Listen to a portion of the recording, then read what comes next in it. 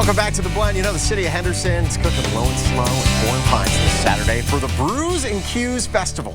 Yeah, here with all the delicious details are Matt Marino of Joseph James Brewing Company and David Pasquale of Big Dogs Brewing Company. Welcome, guys. Oh, thank you. Nice to be here. Thanks for having us. I got to tell you, there is a lot of excitement. There's a buzz around the station that you guys are coming. I had people coming to my desk yesterday going, the guys are bringing craft brew tomorrow. And leaving it. Yeah, we're unloading all this. Make it Wow. easy for us. So Watch Action News at 11 of this morning. You'll see it's going to be a party. Seriously, we've even got some guys hanging in the back right now hoping to get a whiff.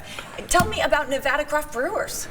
The Nevada Craft Brewers Association is a nonprofit that we formed to promote local craft beer culture, statewide craft beer culture, also advocate for the modernization of some restrictive beer laws in Nevada that restrict the production on local breweries. That's actually happening right now in the legislature, SB 130. We'll see how that goes. Wow. Oh, interesting. Somebody's got to stand up for the craft brewers. And we're just trying to provide a unified voice for the state's many brewers. We're up over 30 now. So no kidding. Yeah. It's really blown up, especially in the past decade. It seems like it's really expanded quite a bit. And that's what we'd like to do, is eventually change some of the laws, maybe to help grow our craft. You know, we would like to grow as quickly as other states and around us have been doing. So no question. Well, a great place to celebrate will be the Brews-N-Ques Festival in Henderson. Let's talk about this. Yeah. Well, the Brews-N-Ques Festival is a festival put together by our association, the NCBA.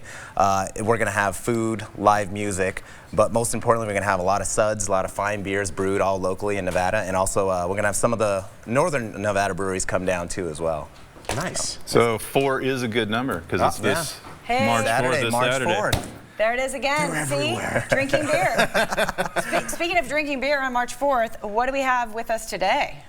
We brought a selection from each of our breweries. There's going to be tons of beer from all the local breweries, but our Citra Rye Pale Ale is kind of our flagship.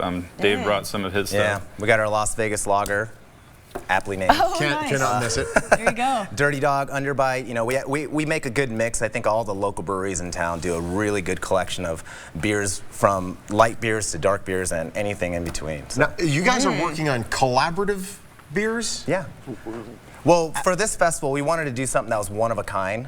So we reached out locally to all the Southern Nevada breweries and had them reach out to other breweries and put their collective minds together and come up with something creative. So the beers that we'll be pouring there, I think it's around 17 beers that we're going to have, are one of a kind. You can only get them there, and maybe you'll never get them again. So this is, you're not like saying, hey, here's our beer, here's your beer, let's just pour it in the same glass. No. And call it a day. You guys are actually working together. You're figuring out how to put ingredients, tasting it. Yeah, there's a lot of things that go with it. I mean, it's definitely an art, and you know, a lot of the local breweries, and you know, actually in Nevada, we all have, you know, a passion for what we do. So. And that's one of the complaints you'll get sometimes at a beer fest. You'll get people come up, well, I've had this and I'll have that. And we will have all our normal beers plus some specialties, but we'll have 17 beers that we can guarantee this will silence them all. No one has had before, so that's cool. Yeah. Speaking of beers, isn't it time to kind of pop the top on one of these? Yeah, we can do that. Yeah. Let's show the people. I love the color of a craft beer is always interesting, isn't it? It tells a lot about what's in it. Oh yeah. Yep. How long have you been at this? Darker. Oh yeah. 15 years for me, and Dave's got about 12. Yeah. Wow. What was the motivating factor getting into the industry? You know, I don't know. I think with me it was school, and I just kind of fell upon it as an internship, and then next thing you know, it's a love. What a terrible internship to have. Homebrewing got me, so I started homebrewing and then ended up figuring, why don't I get paid for it? And homebrewing is not easy. No, it's a long it's not easy to do well. No, yeah, exactly. A lot of people try. Yeah, and it's just as long of a process as we do it professionally. So yeah, it's not like, hey, on the weekend I'm going to go and homebrew something. No, I don't want to spend 6 to 8 hours doing 6 to 8 hours to make a glass. Yeah, exactly. Yeah. I would imagine it's a little bit like baking. There's chemistry involved. We had a chocolate souffle guy on the show yesterday, and we were like, you know, you have to get this right. So was there a lot of trial and error as you learned how to? There was some really bad homebrew batches. That doesn't happen at our breweries that often now, but sometimes you experiment and it all goes wrong, and sometimes it all goes right. And that's fine. You will not be tasting those because that's why you test. Yeah, take good notes. That's what we do. Curious, from the hops to having this in the can, how long is the process? Depending on what it is, but an ale, we can kick out in about a little less than 2 weeks sometimes, and then lagers can be 4 to 5 weeks. No kidding. Yeah, our Citra Rye, because we do an extra dry hop process like Dave does on some of his beers, then you're looking at more like 3.5 weeks to allow the hop aroma to develop. A lot of love that has to go into each. But each some can, of our barrel-aged beers and big ones like this sometimes are good for 5 years or more. Wow. Those are really strong alcohol. Yeah, no High kidding. alcohol, Everyday let them beers. age on wood, and they'll develop a lot more characters. So why is it all the guys on the crew are so crazy about these growlers? Like, what is this? Because it's a half gallon of beer. Okay.